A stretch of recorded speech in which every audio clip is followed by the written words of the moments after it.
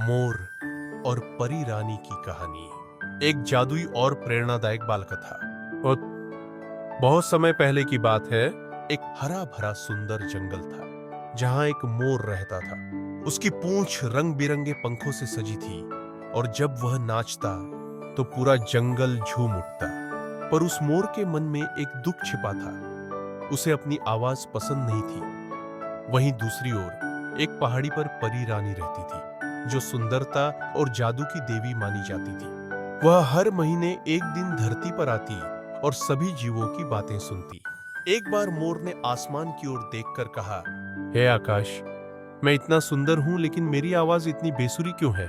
काश कोई मेरी यह परेशानी समझे। उसकी यह बात परी रानी ने सुन ली। अगली सुबह परी रानी उसके सामने प्रकट हुई।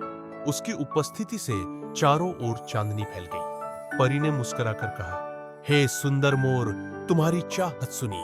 क्या तुम सच में अपनी आवाज बदलना चाहते हो? मोर ने आशा से कहा, हाँ, मैं चाहता हूं कि मेरी आवाज भी मेरी सुंदरता की तरह मधुर हो।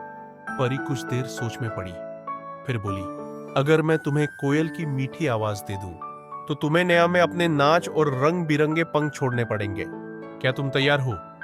मोर चौंक गया। वह चुप हो गया, फिर बोला, नहीं रानी, मेरा नृत्य, मेरे रंग मेरी पहचान है। मैं जैसा हूं वैसा ही अच्छा हूं। परी मुस्कुराई और कहा,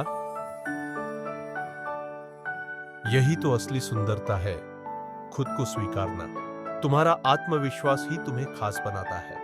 उस दिन के बाद मोर ने कभी अपनी आवाज को लेकर दुखी नहीं हुआ। वह गर्व से नाचता और सबको अपनी खासियत का आनंद लेने देता।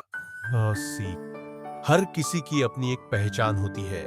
खुद से प्यार करना और अपनी खूबियों को अपनाना ही असली जादू है।